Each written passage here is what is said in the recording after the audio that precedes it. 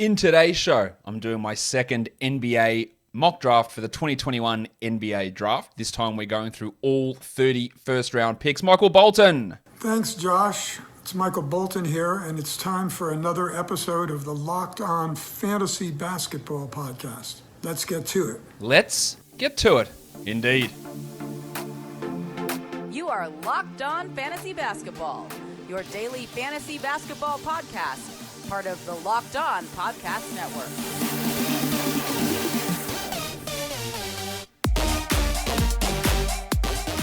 Hello and welcome to the Locked On Fantasy Basketball Podcast, brought to you by Basketball Monster.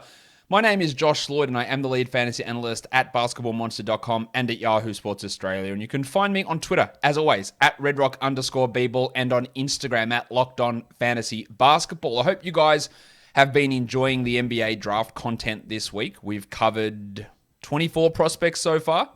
You're going to have another 24 get covered next week. But today it's time for my second mock draft. So I did a first mock draft straight after the draft lottery.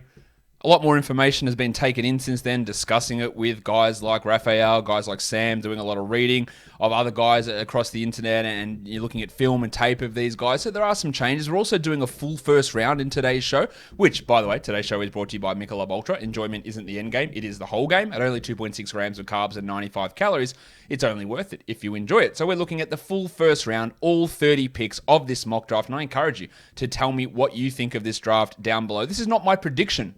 Again, got to really put this out there. I'm not predicting what teams will do. This is what I would do if I was sitting in the GM's chair for each of these teams. And this will change over the 3 or 4 more mock drafts I'm going to do before the draft as I gather more info, think about things a little bit more. So it's a gradual process. So this is number 2.0. I do encourage your feedback, though. So let's get into pick number 1. This is not changing, I guarantee you that. Cade Cunningham is going at number 1.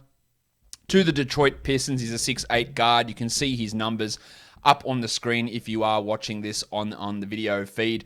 Don't be, as I said before in the shows already, don't be worried by those low assist numbers. He's an elite level passer, and when his teammates hit shots, that number's going to go up. Pretty good defender. Shot really well, which was the biggest concern about Cunningham. He's a great scorer, great passer.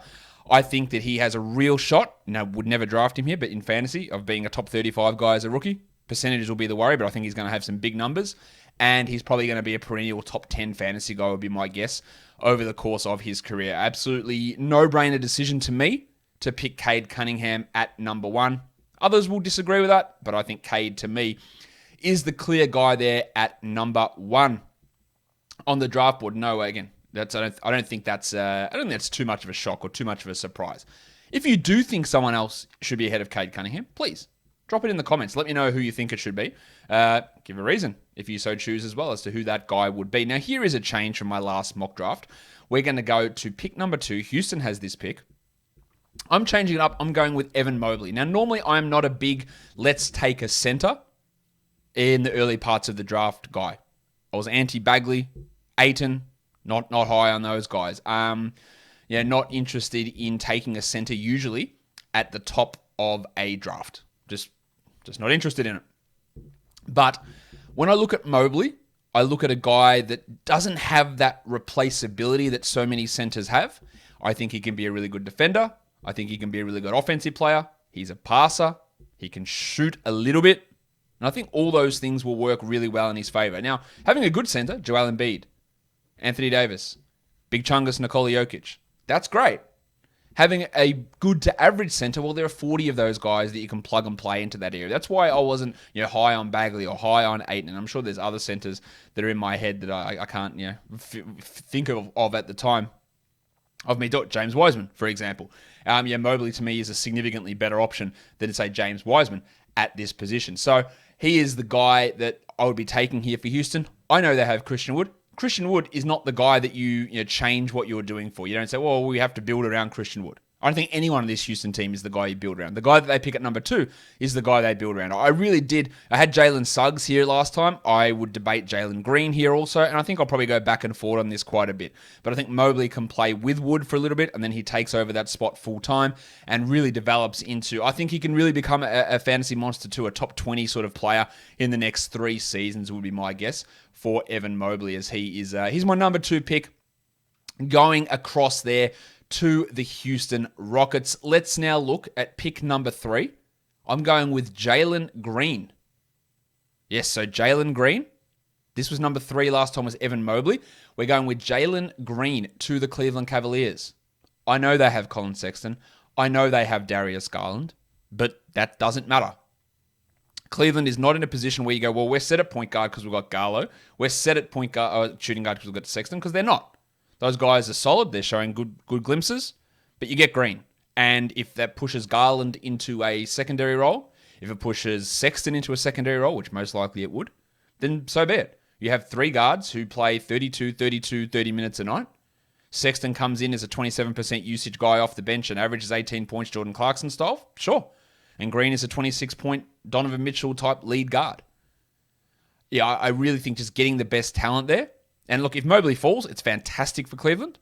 And he probably will in certain situations. And some of my mocks he will. And they would snap him up. But your choice is between Green and Suggs here.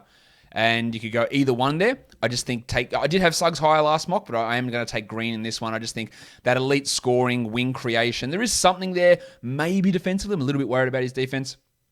There is something there that can come defensively for him. But overall, I'm just really excited to see what he can do, hopefully develop alongside Garland. And maybe it's behind Sexton initially. Maybe they could play all 3 together. Green is 6'5", probably unlikely. And then you got Isaac Okoro there, providing the defensive side of things. Guys, BetOnline is the fastest and easiest way to place your bets on all of your sports action. Baseball season is in full swing, and you can track all of that action at BetOnline. Get all the latest news, odds, and info for all of your sporting needs, including Major League Baseball. Before the next pitch, head over to BetOnline on your laptop or mobile device and check out all of the great sporting news, sign-up bonuses, and contest information. Don't sit on the sidelines anymore, as this is your chance to get into the game as teams prep for their runs to the playoffs. Head to the website, that's betonline.ag, or use your mobile device to sign up today. Use our promo code LOCKEDON and receive your 50% welcome bonus on your first deposit. BetOnline are your online sportsbook experts. All right, I'm just going to bring my next screen up because this is the first time I've done this with the ads live on the screen, but here we are. So let's bring this back over onto the screen here. As we now look at pick number 4 is the one that is coming up for us, and it's Toronto. Obviously, in this position, the Raptors lucked out, jumped forward into the lottery, and yeah, you're left with really one decision to take here, and I think it has to be Jalen Suggs that is this selection for Toronto. Yes, Fred VanVleet is there. Yes, Malachi Flynn is there. Yes, Gary Trent's restricted rights are there. But you don't pass up Jalen Suggs because you've got Gary Trent. Gary Trent's best role is as a 6th man. Malachi Flynn, maybe he could be a starter, but you don't pass up Suggs because of that. And Suggs, he's bigger than Fred VanVleet. They can share ball handling responsibilities. I think they would work together really well. Suggs is a really good defender, high steal rate. You worry a little bit about some of his shooting numbers and shooting volume, and the low usage is a bit of a concern. But with Siakam there, with VanVleet there, they're handling a lot of the scoring. You got Anunoby to help out defensively. I think it's an absolutely perfect scenario. Toronto's not going to be worried about any of these guys falling. They'll take whoever it is. But at number 4, Suggs, I think, really works well for what this Raptors team would need to fit in there. And I think it's a really, really smart. I made the pick. So am I saying that I made a smart pick? No, I think it would be smart if they made that selection there again. I don't think anyone else should be really jumping into consideration there for the Raptors at number 4. Now, after that, that's where things start to get just a little bit hairy. What do we do at number 4? To me, there's a clear 4. There's a clear 1, then there's a clear 3 next guys. Mobley, Green, Suggs. Those guys are clear next to me. Now what the hell happens? In my first mock, I had Jonathan Kuminga going at 5. I'm not convinced. In fact, he's not going to be going at 5 in this mock. Orlando has the 5th pick. Scottie Barnes, people are mentioning him there. I don't really buy that. It's a tough one. I think that the next 10 to 15 guys are within a bee's dick of each other. You can make sort of differences, and I'm going to go back and forth in this area of the draft a lot. It's really tough. So pick number 5 in this mock draft, the Orlando Magic are selecting. Can you guess it? Write it down in the comments if you can guess who it is. Moses Moody out of Arkansas. A 6'6" guard, wing. He's 19 years of age. He averaged 17 points. He hit 2 threes per game. Did it on you, not too high usage. He can defend okay on the perimeter. He's a replacement for an Evan Fournier. He can play at the 3 as well. You've got Isaac. We can't trust his knees. You've got Cole Anthony. You've got Chuma Akiki, RJ Hampton, Markelle Fultz, Wendell Carter. There's a lot of young players there, but none of them are... The only guy you'd say was close to established is Isaac, and now his knees are rooted. Hampton showed flashes. Anthony showed flashes. Moody might show flashes. Just load up on these perimeter wing guys that can help you score. Can you get an Anthony, Hampton, Moody, Isaac, Carter combination at some point? Akiki playing bench minutes, Fultz, who knows where his knee's at. How do these guys all fit together? Do Fultz and Anthony start? Just adding to that group, I think getting Moody in there. Like, there's no one position on this team where I go, they need this player. Because I could make the argument, you got Anthony, Fultz, Hampton to fit the 1 and the 2.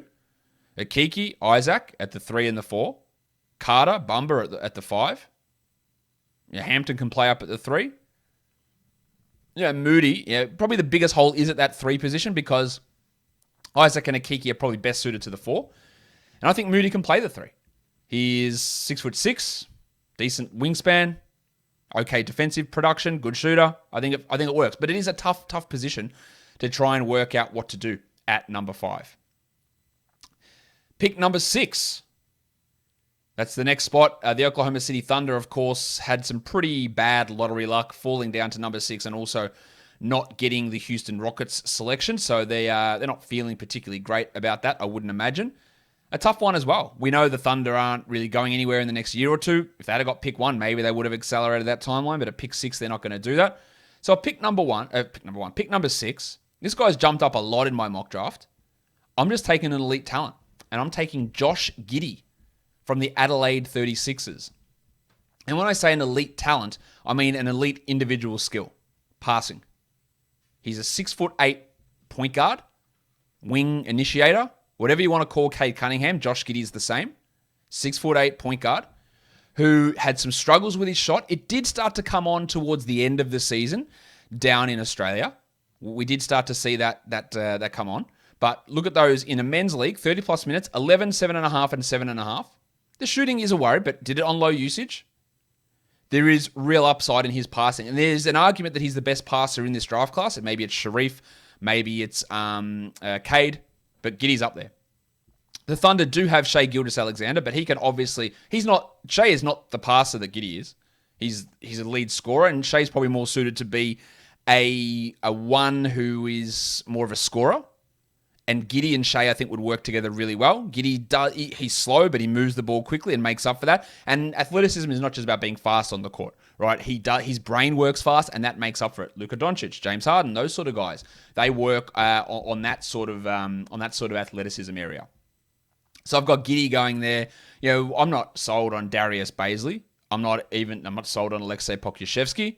Lou Dort, maybe I think he's a solid starter, but he's not a superstar. Teo Maledon, the Salt Flake, Theo Maledon. You're not sold on any of these guys. But Giddey, Shai, Dort, Pokusevski, millions of draft picks coming later on. I just think getting a guy like this with his talent who can blossom into a starter, I think it's something that you really, really have to be looking into. And that's exactly what I would be doing if I was the Oklahoma City Thunder, which I am not. But if I was, that's what I'd do. Built Bar is the best tasting protein bar ever. Regular protein bars that they taste like it's something you scraped off the bottom of your shoe at times. It's not particularly enjoyable. And, these bars, they taste like candy bars, like a delicious treat that you're indulging in while still looking after your body. 9 delicious flavors currently, and they bring out limited time flavors all the time. Coconut, cherry, coconut almond, mint brownie, raspberry. They're just some of the brilliant flavors over there. And if you don't know which one to get a mixed box. You get 18 bars, 9 flavors, 2 of each flavor, and most of these flavors are 17 grams of protein, 130 calories, only 4 grams of sugar, and only 4 grams of net carbs. So go to builtbar.com, use the promo code LOCKED15, and you'll get 15% off your first order. The promo code is LOCKED15 for 15% off at builtbar.com. All right, so back into the mock draft at number 7. We've got the Golden State Warriors with the Minnesota Timberwolves pick. I made this pick and I did this mock draft, and I'm not convinced. And I'm pretty sure for mock draft 3.0, which will come next week, you're going to have a different pick at number 7. At number 7 for the Warriors, I'm taking KEON Johnson out of Tennessee. Johnson is a 6'4" guard wing. He's 19 years of age. He started playing basketball late. He's insanely athletic. He's quite a good defender. The shooting, though, is a concern. That's a real worry. But he can chase down block. He can hound guys on the perimeter. And I think while you talk about the Warriors need someone to win now, whoever a rookie is, right, very rarely does a rookie come in and contribute to winning basketball. Very, very rarely. Right, so you could say, well, throw in DAVION Mitchell. He's 23, so therefore he's going to contribute to winning. Maybe. Jimmy Fredette was 23 when he came in. Did he contribute to winning? The answer is clearly no. Buddy Hield was 38 when he came into the league. Did he contribute to winning as a rookie? Has he contributed to winning now? No. So there's no guarantee that that's the case. But Johnson, just through raw athleticism, throwing another wing guy out there, and you're going to have Clay back, you're going to have Steph there, you're going to have Draymond there, you're throwing out, you're going to have Wiggins there. KEON Johnson can come and play some of those minutes that Oubre, because he's going to be gone, was playing, some of the Bazemore minutes as a wing defender, and then you try and develop him up. You're not relying upon him for a huge role, but I just think, again, upside, it's an upside swing.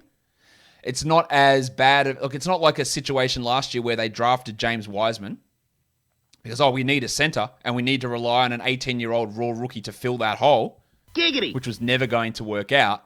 This is just like, okay, well, let's load up. Let's get wings. Let's see what happens. We're not trusting him to be the missing piece because no rookie's going to be that. And if a rookie does contribute, then you're just extraordinarily lucky. And I just think taking KEON there is an upside swing. But again, I'm not really convinced on it. And I'm almost certain that in my next mock draft, that is going to change at pick number 7. But that's where we're at the moment. But I think a little bit more research on that might change my mind. But I know heaps of you are going to hate that one. You're going to hate having KEON Johnson there. And that's fine. I'm open to criticism. Now, at pick number 8, this guy. The Orlando Magic, they're back at pick number 8. They picked Moses Moody last time. Now, last time in my mock draft, they picked Kuminga at 5 and Moody at 8. So, am I going to go back and go with Moody at 5 and Kuminga at 8 this time, or am I going to change it up? No, I am going to go with the new Barnesy. Scottie Barnes. Now, last time I didn't even have him in my lottery mock draft, which was a mistake, I think. But I also don't know what the hell Scott Barnes is. Well, I know what he is. He's a 6'9" point guard / power forward center who cannot shoot at all. But he can play maybe like Draymond Green as a very, very good defender, as a very good passer and vision guy, as a good setup player who's got no offense whatsoever. Bad free throws. Yeah, good overall finishing numbers, but I'm not sure that's going to be a thing for him in the NBA. His usage will be low. Again, the Magic, I think there's that slight hole at the 3-4 type area. Barnes can handle. He can move up to play at the 5, small ball, with Wendell and John Isaac, which John Isaac and Scottie Barnes as a defensive front court, holy shit. And then throw in a Kiki. That's really shutting some blokes down. You're still running to that shooting problem that they have, but I just think you're getting Barnes here probably makes some sense for them. Just to take an upside swing, just in case he figures it out. Now, I think the odds of him figuring it out are minuscule. Like, it's very, very little in terms of three-point shooting. But there are ways that players like that can do some stuff. Andre Iguodala was extraordinarily impactful. Draymond Green. Jimmy Butler's a bad shooter. Still is a bad shooter. But he gets there by getting to the line and hitting those at a good level. Barnes isn't that sort of player yet. But I'm taking Scott Barnes at number 8. I know he's called Scotty, but I just like calling him Scott, and I don't know why. Scott Barnes, the 19-year-old, 6'9", point guard, power forward, center. Literally every position I think we have Barnes listed. He could be one of those guys in fantasy that gets the designation across every position in a couple of years' time. So now we head to Sacramento with pick number 9. And, I think the Kings probably would have taken Barnesy if he was available in this mock, but he's not. So instead, they're taking John Kuminga, who has fallen in this mock. Kuminga was a horrible shooter last year for the G League Ignite. He had a 39% field goal, 63 from the line. I do think he's a better shooter than that. He's got the frame. I think he's got the defensive ability, decent shot blocker, good rebounder. The Kings need forwards, for sure. Can he be that Harrison Barnes replacement moving forward? Yes. Fox, Halliburton, Kuminga as a trio? Yeah, I think there's a chance that Kuminga doesn't even develop into a starting caliber guy in 3 years' time. That's a real possibility. But he could also really figure out the shooting and just be an absolute wing terror. I don't think developing in Sacramento is always the best way to go about that. But I do think that at this point, you can't really let him fall any further. And that's why I'm not letting him fall any further. But I am worried about the shooting. I do think he's a better shooter than this, for sure. But is he a good shooter? Or is he just an average shooter? And I think that's going to be really the tough decisions or the tough questions we have to ask about Johnny Kuminga. Now, I'm going really slow through this mock draft. So now that we're up to pick number 10, let's pick up the pace a little bit. At pick number 10.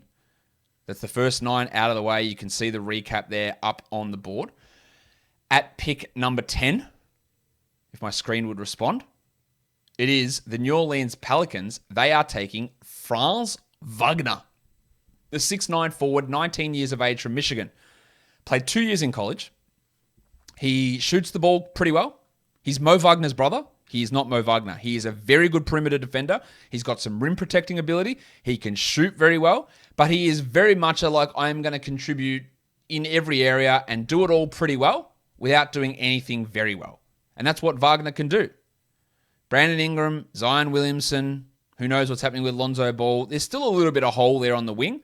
But if they go small and go Ingram 4 and Zion 5, then Wagner comes at the 3 or the 4, whatever. You can slide him in there. He can play that hybrid bench role that they were going with Najee Marshall a little bit and James Johnson a little bit this season. I think Wagner can develop into that as a good defender, interior and perimeter, a decent shooter and a good passer. Just a really, really solid player that I think would make a lot of sense there for the Pelicans at number 10. Number 11. What do you disagree with my top 10 first? We'll go through that and tell me what you think I'm off on or what you would do different there.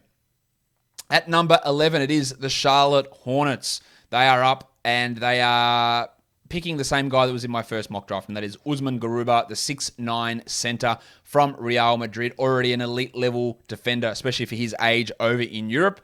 Held up amazingly. He's probably never going to be a 32-minute-a-night guy, but 26, 27 minutes a night of a player. Think Jakob Poeltl in terms of defensive impact. I'm not sure he can ever develop into a shooter, but he did hit half a 3 a game out of his 4.5 points. That's not bad. Can be a rim protector, can guard on the perimeter. He's already a very, very good defensive guy who's low usage, could become a really nice pick-and-roll partner for LaMelo Ball.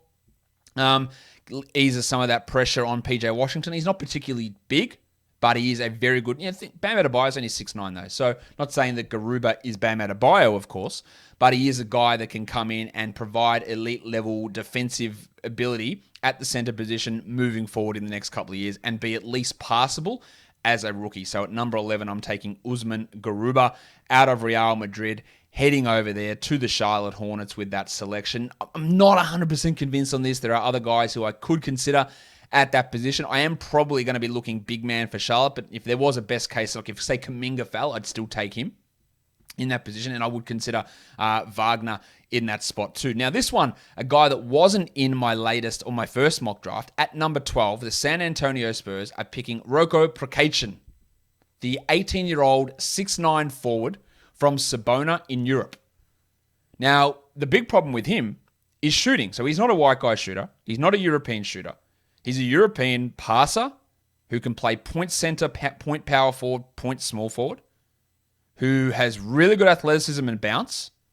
He's an okay defender. He probably lacks a little bit of strength, but averaged 13 points per game and was very, very impressive over in Europe this year. But the shooting is going to be the big concern for Prokacin. The Spurs will let him develop.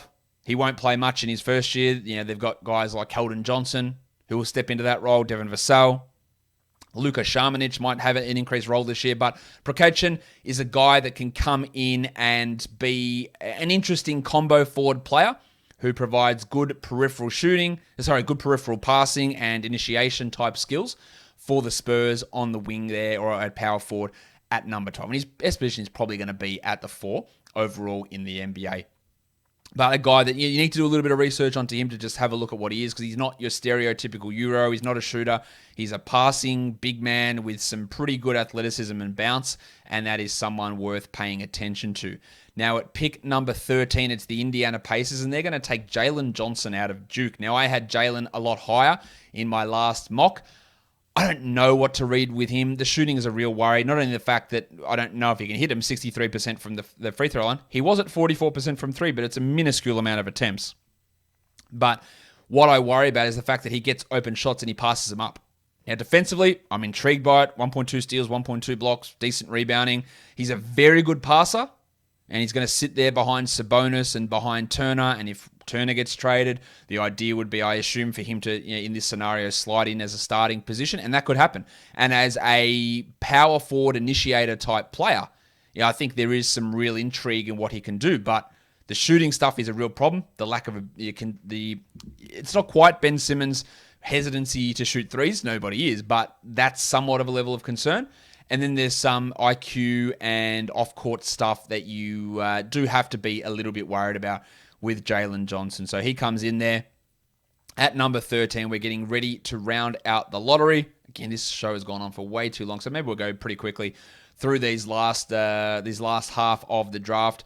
At number 14, the Golden State Warriors are back on the clock, and this time they are taking Davion Mitchell. Now, I am not convinced. He is small. He is old. I'm not convinced on the shooting. Didn't shoot well as a junior. Terrible free throw shooter. He shot well this year. Very good defender, but he's 6'2". Like, can he be a useful enough defender at this level? I don't know. And I definitely don't have him as like a top 10 or top 7 guy. Like, very rarely do these older players, undersized older players, merit that sort of pick. You can look at it and go, oh, he's going to shut guys down. Maybe. Like, he did it in college. It's very different to doing it in the NBA. And if you're out there not being quite the defensive player that we think you, or some think you might be, and then you can't shoot, I'm a bit worried. Now, the assist numbers are nice, and I think it does make sense just to get another guard, another guy that maybe can shoot and can help defensively, like a Kent Bazemore type player for the Warriors. I think that makes a little bit of sense, but he's not a savior as some people seem to make him out to be. And I feel like, again, I tend to push back on these things that I don't believe in. It makes me think like I hate the bloke. Like, I think he's fine. I just think expectations have to be more realistic for a guy that only really started to turn it up when he was a senior in college, and the shot only fell for 1 year, and he still couldn't hit his free throws. And all those things, to me, are a pretty decent level of concern. At number 15, the Washington Wizards outside the lottery. They're taking Jaden Springer, very good defensive guard. He is 6'4". He's only 18, so super young from Tennessee. He averaged 3 assists and 1.2 steals, hit his free throws well, so there's some hope that the three-point shooting can perhaps come along. I've got more faith in him coming on as a shooter than I do with, say, a Scottie Barnes. So I do think that can come along.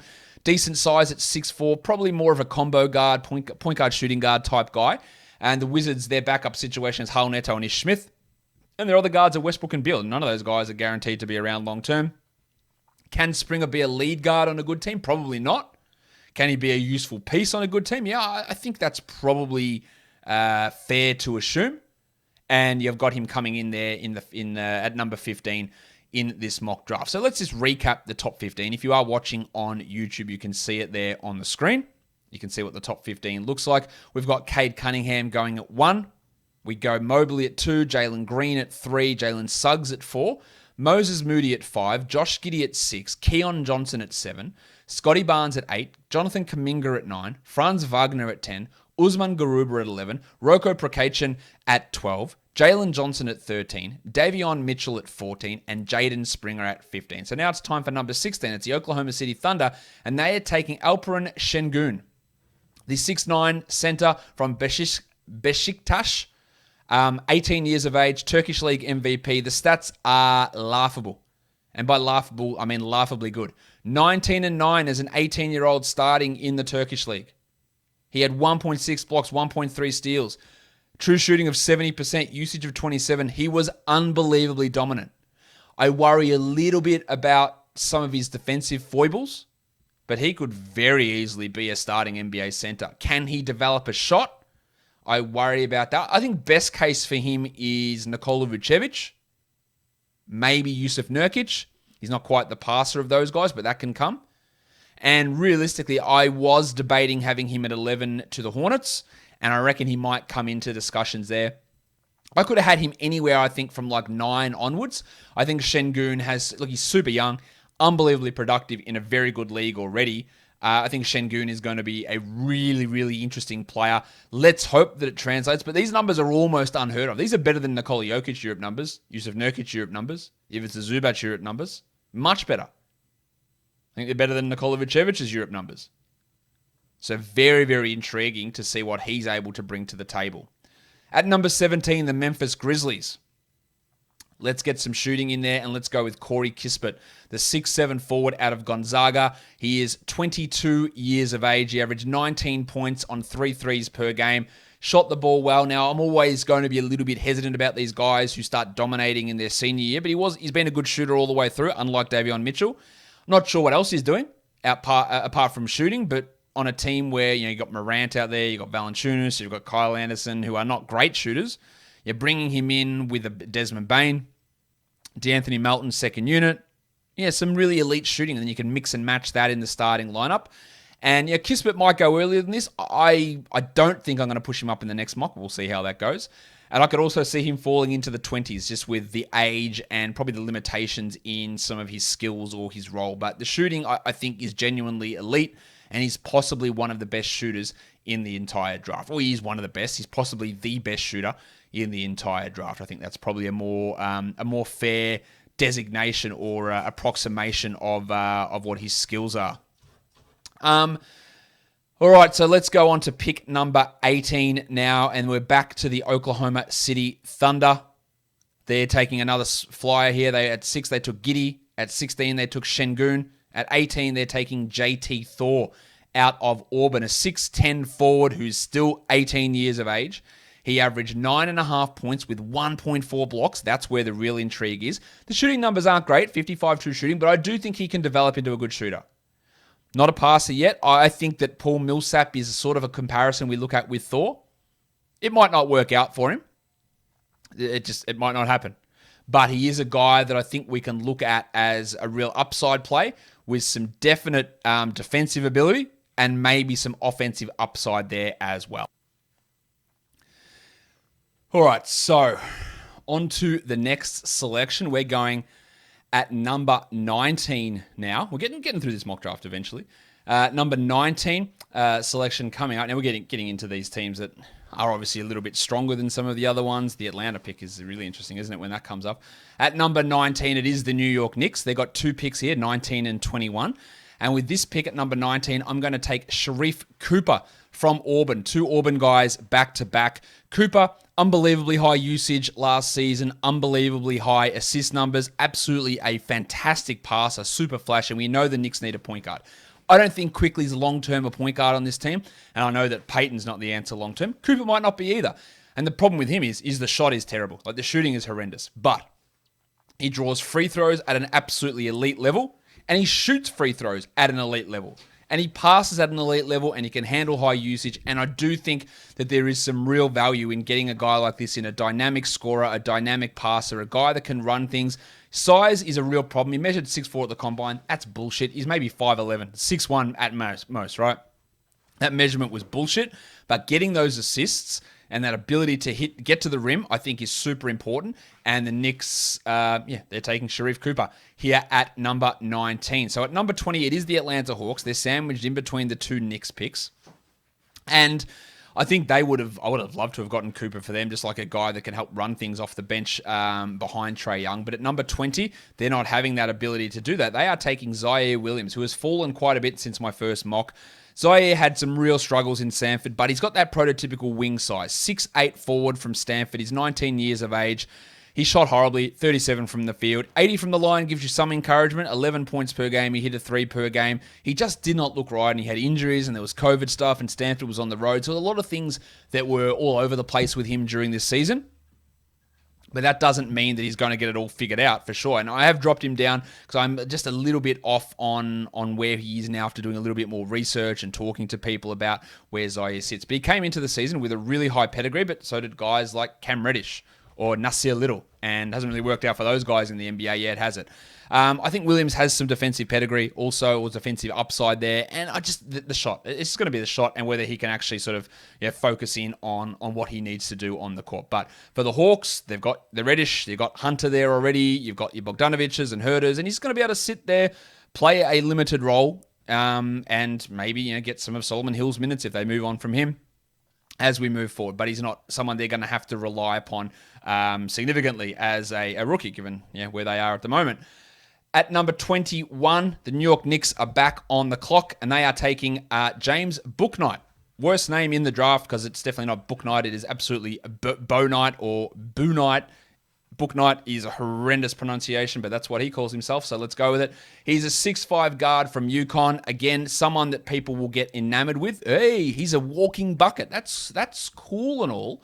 And he was a really good scorer, 19 points per game. 55 true shooting, big usage, but he's not going to be that guy in the NBA, I don't think. I think there are absolutely concerns about where he can go. Now, I think he can do a little bit better in terms of ball handling and passing, and I don't think you ever want him to be your point guard, but just getting another scoring option for what is a pretty bad defense, another guard option for a team that's lacking in guards, and a little bit more dynamism to this Knicks team that did struggle with that during this season. So I think Bouknight comes in there, local guy as well, which we know they love their local guy last year with Obi Toppin. How well did that work out for them? But Bouknight comes in there at number 21 for the Knicks for their second draft pick in the last 3 selections. Let's go on to pick number 22 now. The Los Angeles Lakers have this selection, and they are going to go guard as well. At 22, they're taking Trey Mann from Florida. Mann is a 6'4 guard. He's 20 years of age. He averaged 2 threes a game and 16 points. Pretty good shooting stuff. Just getting, again, who knows what's happening with Dennis Schroeder. Now, I wouldn't say they'd be drafting Mann and they'd slide him in as the starting point guard because that's probably not going to happen. But a guy that could come in and probably be a rotation piece pretty early on for the Lakers as a nice shooting guard option who can be a point guard, who can be a shooting guard option for them. I do think there is some validity to the Lakers drafting a guard with this selection in the NBA. Okay, so Mann to the Lakers at number 22. Not that many picks left, so let's get into those ones. And what do you think of this little bunch of picks that we've gone through? How are you feeling there? What do you think is wrong or right, or what would you have done differently in this area of the selections? At number 23, the Houston Rockets, they got back-to-back picks now. So at number 23, they're taking Kai Jones. Now, Kai Jones is a 6'11 power forward center out of Texas. He averaged 9 points and 5 rebounds. What he is he's more of an athletic center, not the greatest defender. The rebound numbers aren't particularly good. He did come off the bench, but there's a ton of upside, a ton of athleticism in Jones. And again, they did take Mobley, but that's fine. Who cares? Just take some upside players and see what happens. Could Jones and Mobley perhaps play together? Could Jones, Mobley, and Wood be a 3-man front court long term? Could Jones just sit and do nothing for a year? Yeah. And that's what you're expecting at pick 23. Just take a flyer on a guy with some athleticism, turns into a trade chip, Wood gets hurt, Wood wants out, Mobley busts, whatever. You take that flyer on someone here like a Kai Jones out of Texas. And then the Rockets are back on the clock again. They're at number 24. So they've got these back-to-back picks. They're obviously not their picks because they were shithouse, but these are picks they traded for. So I think one of them is a Portland pick that they've got there. I don't remember where the other one comes from, but anyway, doesn't matter. Pick number 24 is Cam Thomas from LSU. Now, just a guy that can come in and be a scorer. And that's what Thomas does. 23 points per game, 32 usage, hit his threes, doesn't really do anything else, but he's going to be a guy that gets shots. Now, with Kevin Porter there and really not much else happening in the backcourt, Porter can score, he can facilitate. Thomas, probably best case scenario is absolute best case is sixth man on a playoff team. But they're not a playoff team, so he could come in and get a pretty big role initially, But there's still a real lot to work on for Thomas. But an absolute unabashed gunner, a guy that's going to get his shots up. He's going to hit a decent chunk of them as well. Good free throw shooter, which is encouraging, 88% from the line. Size is a little bit of a concern at only 6'3", but just, again, taking some upside and shot creation ability, which is something that can be hard to find at times. Pick number 24, the LA Clippers. Pick 25, sorry, the LA Clippers. They are going with Chris Duarte, a 6'6" guard from Oregon. He is old as shit. He's 24, but a very good shooter. A guy that can also play as a point guard, not a bad passer, and a really good defender. A 6'6" guard. Now, they're guards. We're talking Beverly, Reggie Jackson, Luke Kennard, Terrence Mann. There's no absolute superstar in that group. And Beverly, Rondo, Jackson, they're all old.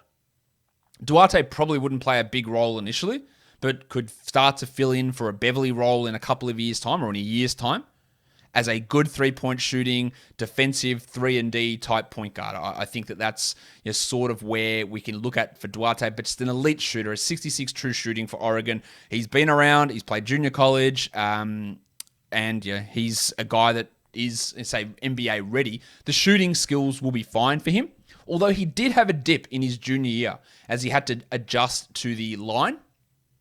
And that dipped, but then it recovered this year. So will there be a dip, most likely, as he enters the NBA and adjusts to NBA schemes and defenses and offenses, to be honest? So Chris Duarte goes at number 25 to the LA Clippers. I could make the argument that he could go to the Lakers, up where that Trey Mann pick was at number 22. And remember, all these picks, they're so sort of squished in together around this range. So don't be... things will change and things will be different as we move forward, of course. At number 26, the Denver Nuggets. They are looking to me to get a guard, and that is Bones Highland from VCU. A 6'3" guard, scorer with some really good defensive ability. Hit his free throws well, 30 usage, 60 true shooting. Some really good numbers. Now, we know that Will Barton, he could be up in the air as to where he goes. They traded away their young prospect in RJ Hampton at guard. Murray, the headmaster, still dealing with his ACL. Campazzo's an older guy. Morris, I don't know if you're relying upon these guys. Not saying Highland's going to come in and be an immediate contributor to a very good team, but it just gives you some nice guard depth. There's a nice shooter, scorer, maybe some defense and some facilitation from a guy like Bones Highland to come in there and be pick number 26 to the Denver Nuggets, just adding to that guard depth, adding to that scoring and shooting depth, which all teams are always going to need. So Bonesy comes in there at number 26 for the Denver Nuggets. At number 27, it's the Brooklyn Nets, and they're going to go with a defensive-type prospect. At number 27, Greg Brown from Texas, the 6'9" forward who is athletic, can block some shots as a wing, a Derek Jones Jr.-y type guy with a little bit better shooting, not a great shooter, but he did hit over 1 per game. And we know we don't need high usage guys for the Nets, so just getting bodies in there that can be long, that can defend, that can disrupt. Maybe Greg Brown can be that in a couple of years' time. Maybe he could even contribute straight away. Probably can't. But maybe he could even be a guy that can come in and can contribute on this team in little spots. Now, he's got a lot to work on for sure, and that's where we're at this point of the draft. That's just what's going to happen. But I think Brown can make quite a bit of sense to the Nets there at pick number 27. We've got 3 more selections to go to finish off this first round of the my second NBA mock draft. So let's move it on. Pick number 28, the Philadelphia 76ers are on the clock, and they are taking Trey Murphy III. Trey Murphy III is a seasoned player, I think 3 or 4 years in college, 21 years of age. He's a 6'9" guard, but he is an absolutely unbelievable shooter. Unbelievable shooter. 93% from the line, 67 true shooting, off movement, catch and shoot. Unbelievable stuff. Over 2 threes per game. Only 11 points, small role. You transfer from Rice. But a guy that, again, Furkan Korkmaz type replacement. Just a wing shooter with size. And he can defend. What's not to like about getting Trey Murphy in there for Philadelphia? We know that's the sort of player they want if they don't trade Ben Simmons here. You need shooting out there. And Murphy could easily be, whether it's Duarte, whether it's Kispert, Murphy could easily be the best shooter in this class. I don't think that's a stretch at all. In fact, I'd say probably he is the best shooter in this class. But again, there is a level of debate about that. At pick number 29, did this mock. I'm not happy with this pick, and I'm not sure he's going to stay there in the next one. That's Joshy Christopher going to the Phoenix Suns out of Arizona State. 6'5" guard, 19 years of age. Again, just a bucket getter. Much like Cam Thomas, like James Bouknight, just the guy who's going to go out there and score. He had some concerns this year. You worry a bit about some of the passing stuff with him, but the scoring, it's there. Just a guard off the bench in that Langston Galloway, Etuan Moore role. You got Payne, you got Paul who'll probably be back, you got Booker, of course, and Christopher can just be a scoring guard off the bench that hopefully can get things together. And if he can't, oh well, let's pick 29. And we're the Phoenix Suns, and we've been in the NBA Finals. And by the time you listen to this, they might be up or they might be down in the finals because I'm recording this a little bit ahead of time. But Joshy Christopher goes there at number 29. And then the last pick in the first round is Utah, and they are taking Josh Christopher's teammate, Marcus Bagley, a 6'8" forward. Oops, that's the wrong thing. Didn't mean to do that. I've wrecked my own thing. My whole process was going so well up until now. Let's push it back over. Let's pretend you didn't see that on the YouTube as I'm self-producing my videos. So, number 30 is Marcus Bagley. Now, come on. That's so frustrating. Oh, you had it all perfect. Number 30, Marcus Bagley of Arizona State, the 6'8" forward, 19 years of age. He is Marvin Bagley's brother, but he's not, much like Franz Wagner is Mo Wagner's brother. Both Marvin and Mo are big men, and both Marcus and Franz are wings, are shooting wings. And Marcus Bagley, pretty good shooter. Injuries were a real problem for him this season. I'm not even sure that he can develop into a rotation player, but he's got some defensive upside. He's got some shooting upside. And the Jazz, they're relying on guys like George Niang and Mia One coming off the bench. And I think Bagley's got a chance to at least challenge those sort of players in that area. And that could be an interesting selection, I think, to make for them. But again, I'm not convinced he's going to remain there when I go to my next mock. So let's have a look at how this all looks across all 30 picks. Just a recap of those selections in my second mock draft. I really am interested to hear your thoughts. You don't have to be abusive about it, but you can tell me what you think is wrong or what you think is different. Again, this is still a really big work in progress. So let's go. Number 1, Cade Cunningham. 2, Evan Mobley. 3, Jalen Green. 4, Jalen Suggs. Okay. 5, Moses Moody. 6, Josh Giddey. 7, Keon Johnson. 8, Scott Barnes. 9, John Kuminga. 10, Franz Wagner. 11, Usman Garuba. 12, Roko Prokachin. 13, Jalen Johnson. 14, Davion Mitchell. 15, Jakey Stringer. I know it's Jaden, and I know it's Springer. 16 is Alperen Şengün. 17 is Corey Kispert. 18 is JT Thor, best name in it.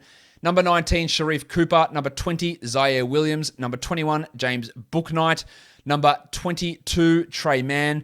Number 23, Kai Jones. 24, Cam Thomas. 25, Chris Duarte. 26, Bones Highland. 27, Greg Brown. 28, Trey Murphy, not Troy Murphy, Trey Murphy. Number 29, Joshy Christopher. And number 30, Marcus Bagley. That'll do it for me today, guys. Don't forget to follow this podcast on Apple Podcasts, Google Podcasts, Stitcher, Spotify, and on the Odyssey app and on YouTube. Hit subscribe down there. Hit the notification bell. Just flick my little bell. Thumb me up while you're at it. Drop your comments down below, guys. We are done here. Thank you so much for listening, everyone. See ya.